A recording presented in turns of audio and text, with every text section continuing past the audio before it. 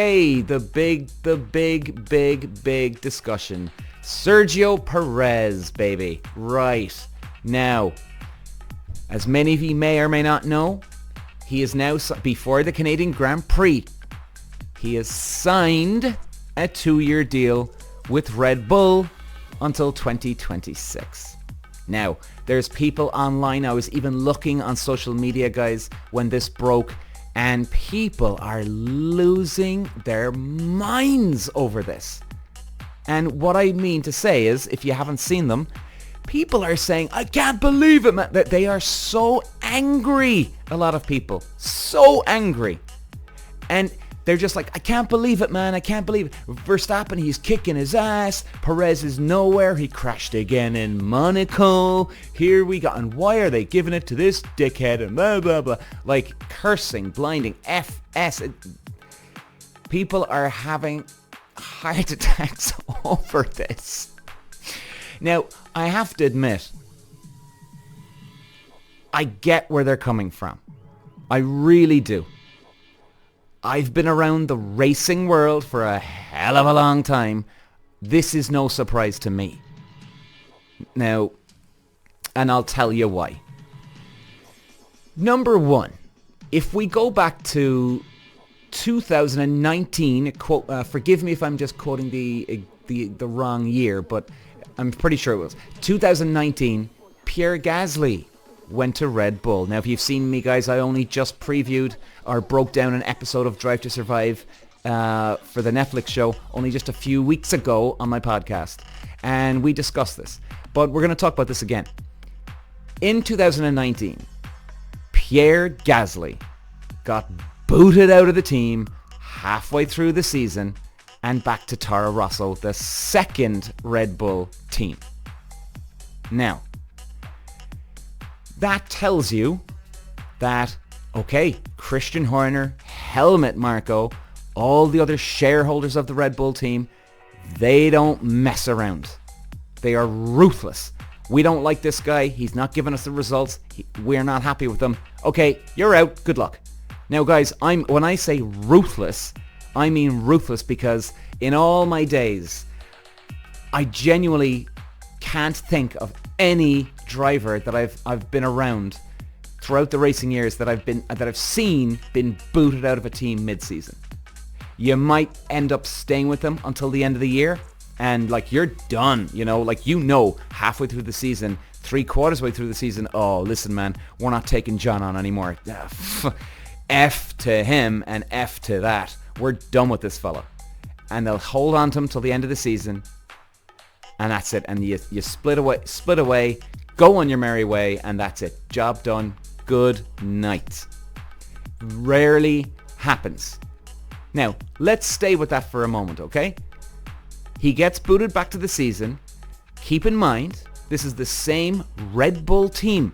Christian Horner, Helmut Marko, all the other employees of the team and the shareholders. Now, of course, we don't know exactly who every single employee, but you do have the main two guys, Christian Horner and Helmut Marko. These are the guys running the operation. They're the heart of the whole thing.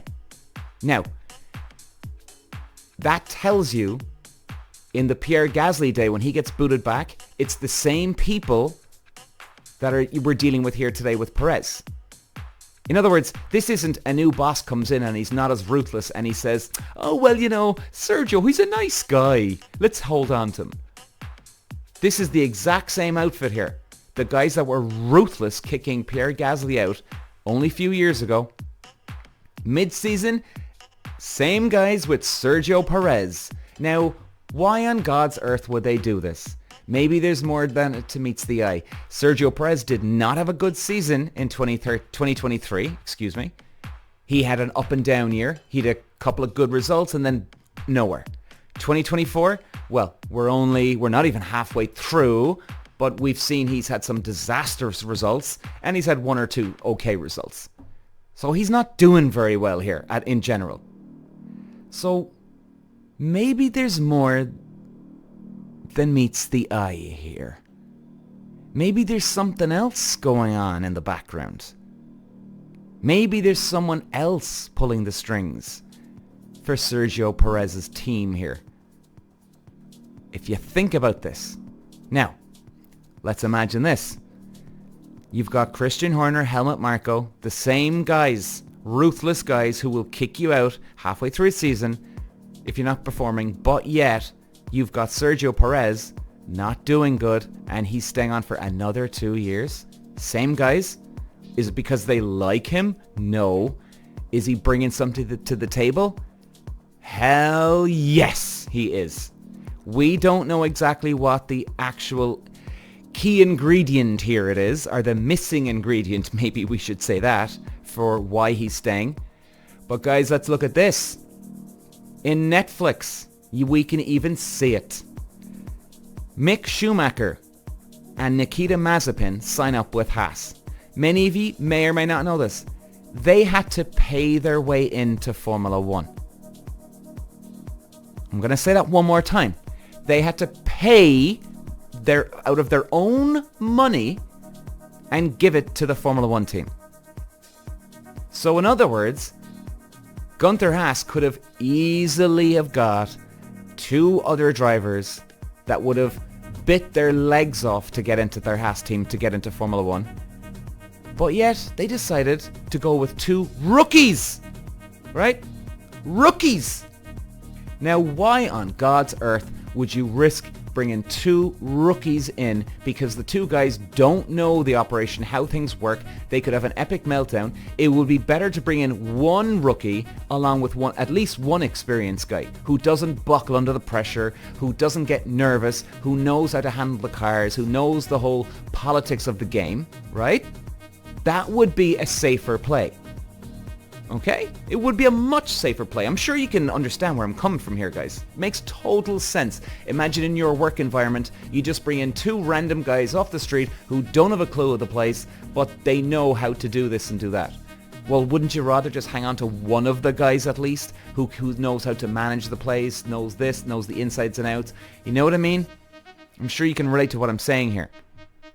So, the point is this. I think Sergio Perez is bringing money to the table with an investor behind him, our sponsorship behind him, because you can see even in the Netflix, you see at one stage, before Mick Schumacher signs up with Haas, Gunther Steiner is out there looking for sponsorship.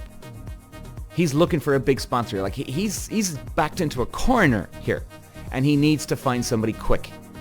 He then sits down, talks to a German company, and the German company basically say, we'd be very happy to sponsor Haas if we had a German driver on board. Now, imagine this. Of course, it makes total sense. A German company who are going to give their money over to a Formula 1 team, of course they want a German driver, their own local guy in the Formula 1 car. You know what I mean? Of course they do. This doesn't take any rocket science to figure where I'm going here with this one, right? Okay? But, you know, let's just go through the information and remind ourselves here what's going on here in the background. So, and again, this is Michael Schumacher's kid. Michael Schumacher, arguably, for me, he's the number 2 of all time. If you think he's the greatest, or number 3 or 4, hey, you know, that's no problem. I'm not here to argue that. That's everybody's different opinion. Totally respect it. But there's no doubt about it. Schumacher is one of the greatest of all time. And even his son has to pay his way into Formula 1. Now, let's not make a mistake here. The sponsorship that Gunther Haas was getting to have a German driver on board, that's totally different from the income that Mick Schumacher would have had to bring. In other words, that's 2 income streams that Haas would have got right there. Mick Schumacher paying his millions over here, and the German company over here bringing in their millions. So even if you get the driver on board, it still doesn't mean you're going to be paying him. Okay?